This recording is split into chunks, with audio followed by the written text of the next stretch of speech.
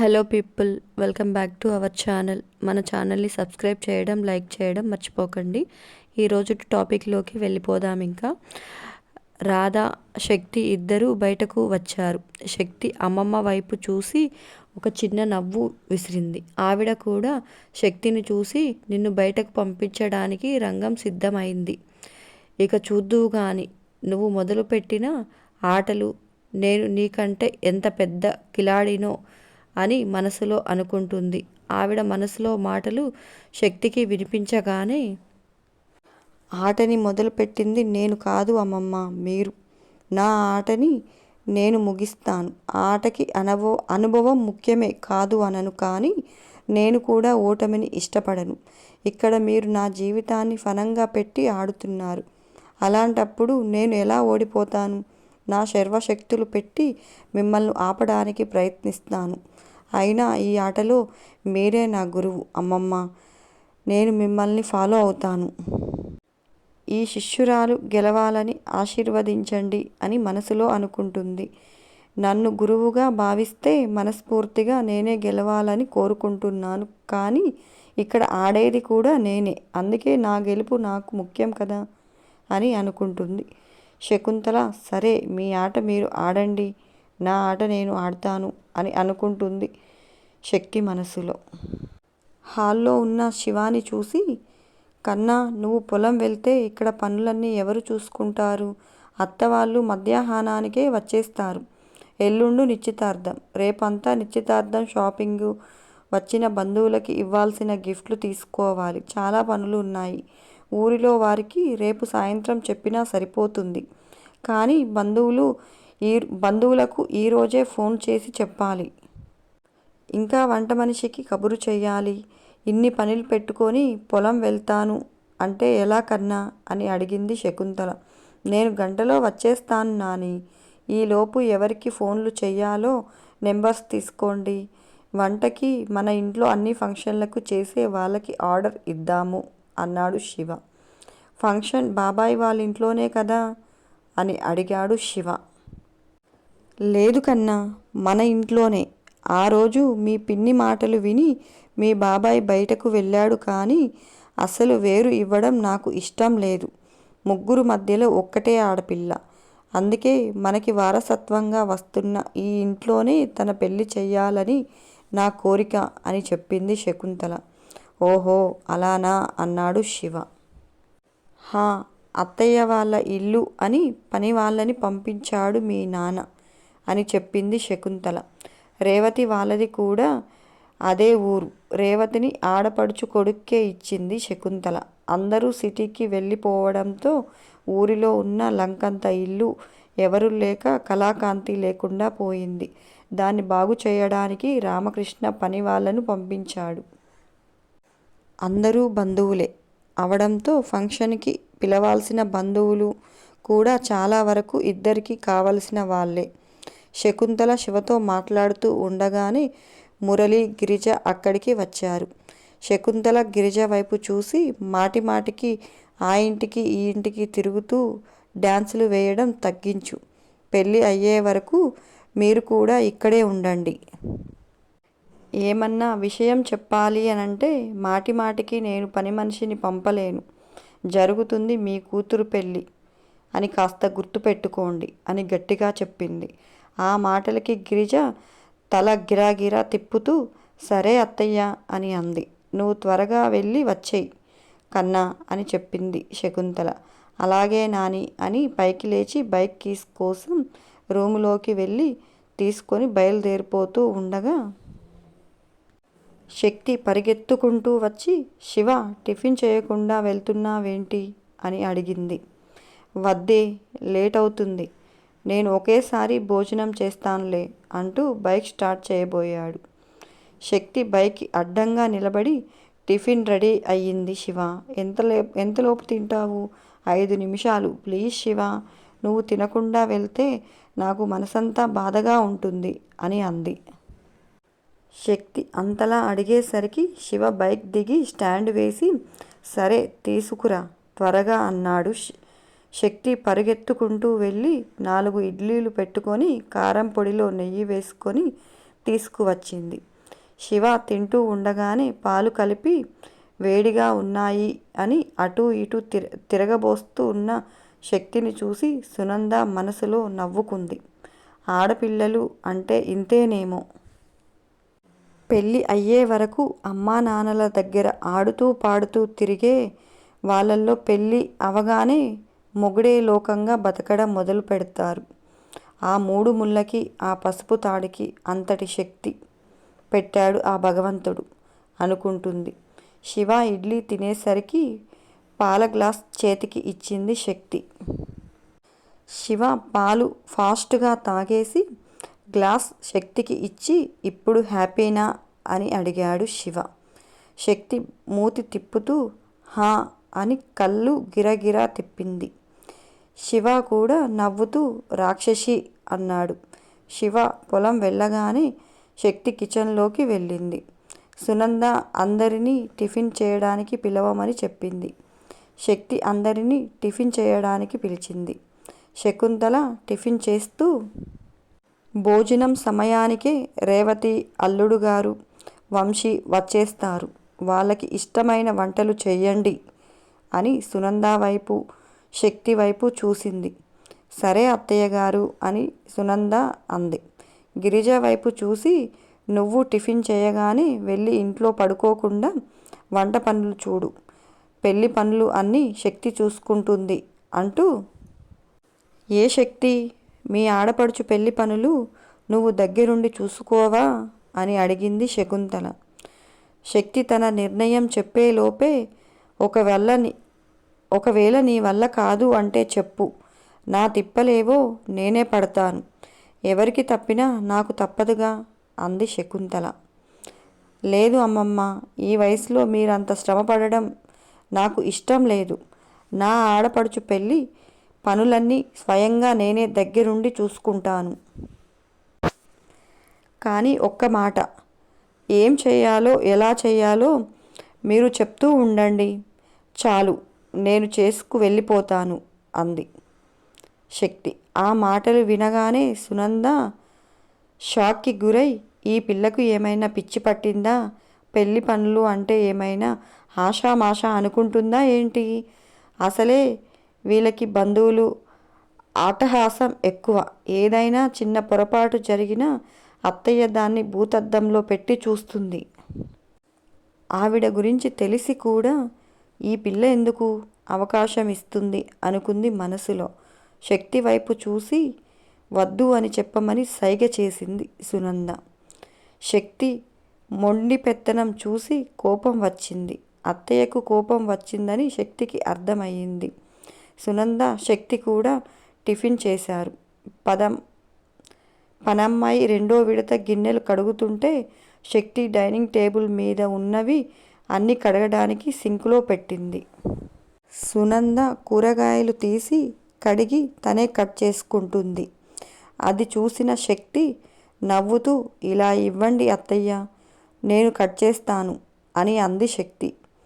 ఏం అవసరం లేదు, నేను కట్ చేసుకుంటాను, నువ్వు వెళ్ళి పెళ్లి పనులు చూసుకో అని అంది సునంద. అవి సాయంత్రం చూసుకుంటానులే, ఇప్పుడు మీ పని చూడనివ్వండి అంటూ సునంద చేతిలో నుంచి బలవంతంగా చాక్ లాక్కుంది శక్తి. సునంద శక్తితో ఏదో చెప్పబోయే లోపు అక్కడికి గిరిజ వచ్చింది. సునంద ఇంకా ఏం మాట్లాడకుండా లేచి స్టవ్ దగ్గరకు వెళ్ళి గిరిజ, టీ తాగుతావా అని అడిగింది. హా తాగుతాను అక్క, నీ చేతి టీ రోజు 100 సార్లు ఇచ్చినా తాగుతాను అని కుర్చీ లాక్కొని కూర్చుంటూ ఇప్పుడు ఈవిడి గారికి ఇష్టమైనవన్నీ వండాలి అనుకుంటా. మనమేమో ఈ వంటింట్లో పడి ఆవిడ గారికి ఇష్టమైనవన్నీ వండి పెడితే హాయిగా సోఫాలో కూర్చొని మేక తిన్నట్లు తింటుంది అని తిట్టుకుంటుంది గిరిజ. ఆ మాటలు వినగానే శక్తి ఒక్కసారిగా పక్కుమని నవ్వింది. సునంద శక్తిని, గిరిజని చూసి నో అని సైగ చేసింది. లేదులే, పైకి వెళ్ళిందిలే అని చెప్పింది గిరిజ.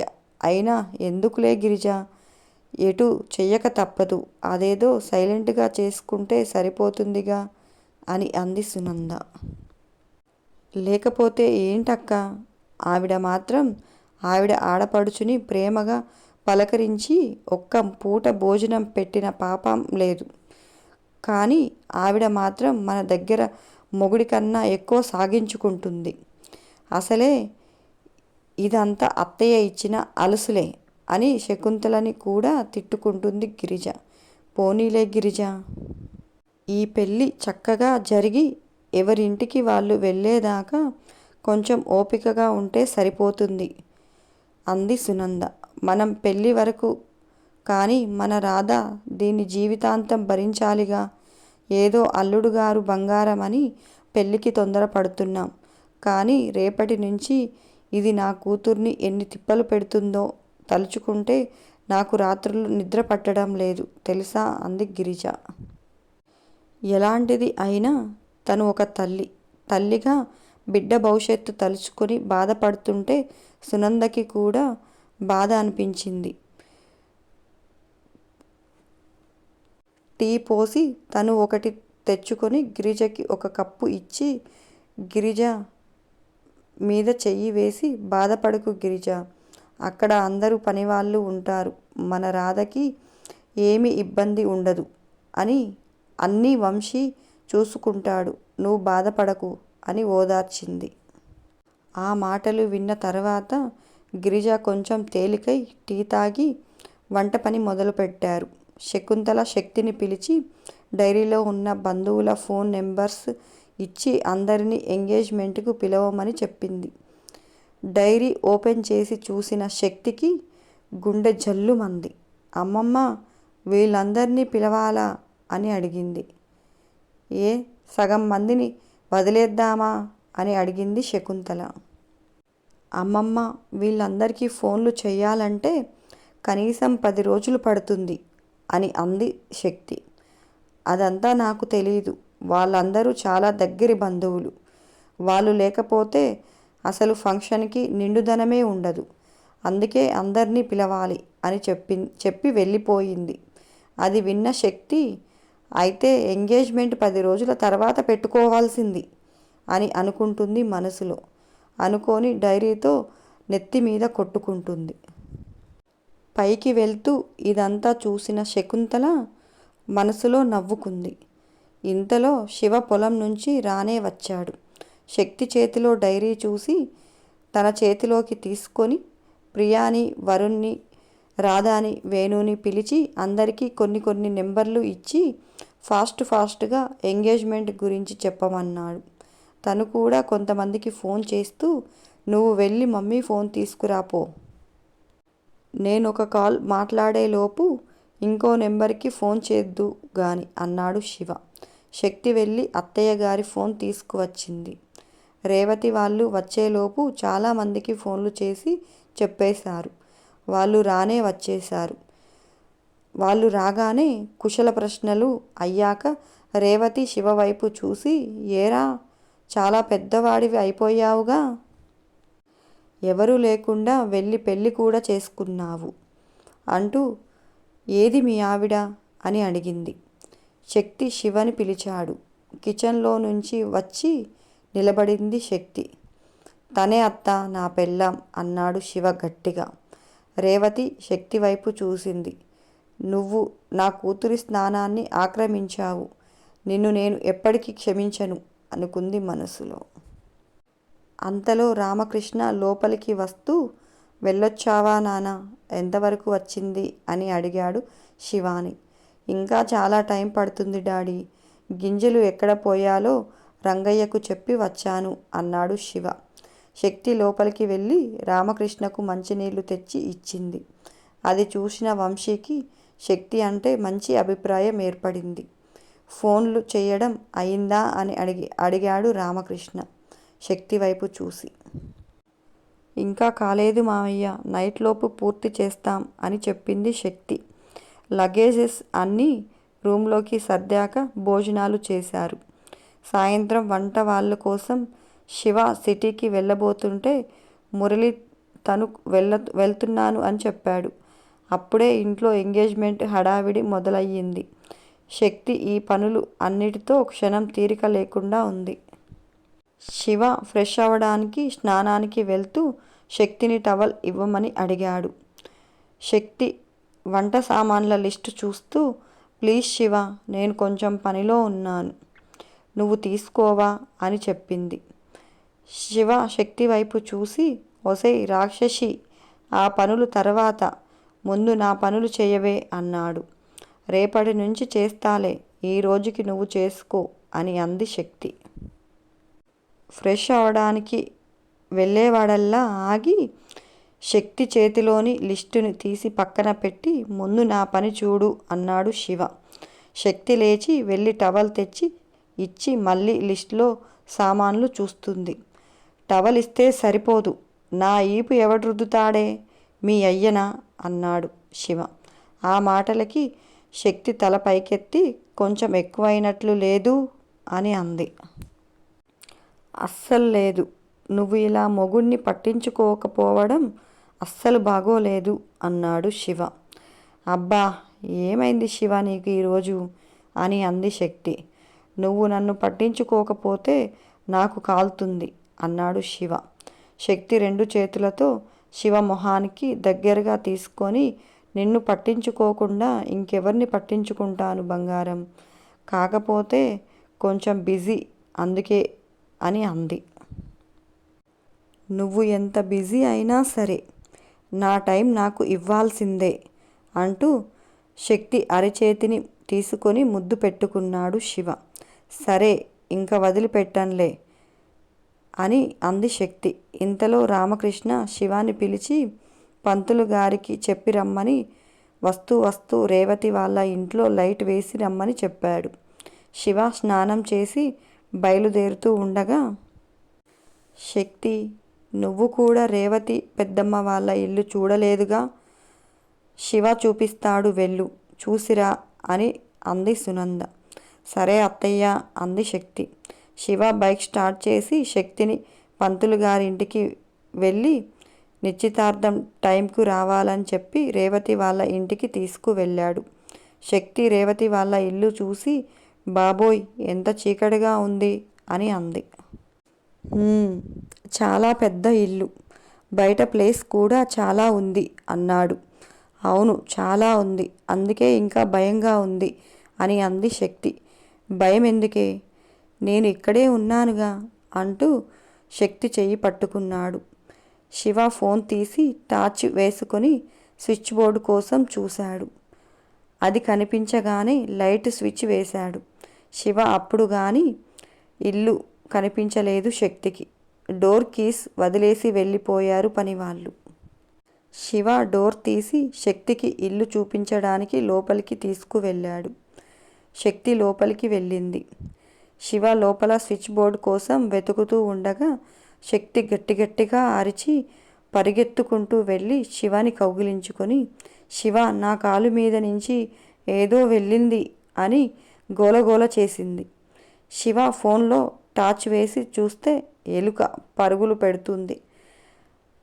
అబ్బా, ఎలుకలు లేవే, ఇల్లు వాడి చాలా రోజులు అయింది కదా అన్నాడు. అయినా శక్తి వదలకుండా పట్టుకుంది. శివ కూడా శక్తి చుట్టూ చేతులు వేసి, ఏంటి, నిజంగా భయపడుతున్నావా, లేక నా మీద ప్రేమ ఎక్కువై ఇలా దగ్గరగా రావటానికి భయపడినట్లు నటిస్తున్నావా అన్నాడు నవ్వుతూ. ఆ మాటలకి శక్తికి కోపం వచ్చి శివని వదిలేసింది. ఊరికే అన్నాన్లే, పట్టుకో పర్వాలేదు అన్నాడు శివ. ఏం అవసరం లేదులే అని శక్తి అవునా అంటూ అటు ఇటు చూసి, ఎలుకలు అని గట్టిగా పెద్దగా అరిచాడు శివ. అంతే, నెక్స్ట్ సెకండ్లో శక్తి శివ కౌగిట్లో ఉంది.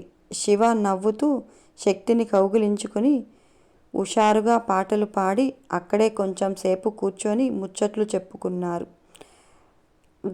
గడిచాయి. కొంచెం టైం గడిచింది. ఆ కొంచెం సమయానికి అలసట అంతా పోయి చాలా హాయిగా అనిపించింది శక్తికి.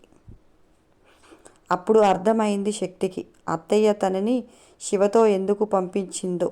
నా ముద్దుల అత్తయ్య, నువ్వు కూడా స్మార్ట్ అయిపోయావుగా. అయినా శక్తి అత్తయ్య అంటే ఆ మాత్రం స్మార్ట్గా ఉండాలిలే అనుకుంటూ ఆ ఇష్టమంతా బుగ్గల మీద లాగేసి తీర్చుకుంది శక్తి. అంత ప్రేమగా అల్లరి చేస్తుంటే శివ కూడా ముద్దు చేస్తున్నాడు శక్తిని. అంతే. ఈ వీడియో నచ్చిందా? నచ్చితే మన ఛానల్ని సబ్స్క్రైబ్ చేయండి, లైక్ చేయండి, కామెంట్ చేయడం మర్చిపోకండి. మరొక టాపిక్తో మీ ముందుకు వస్తాను. Bye bye.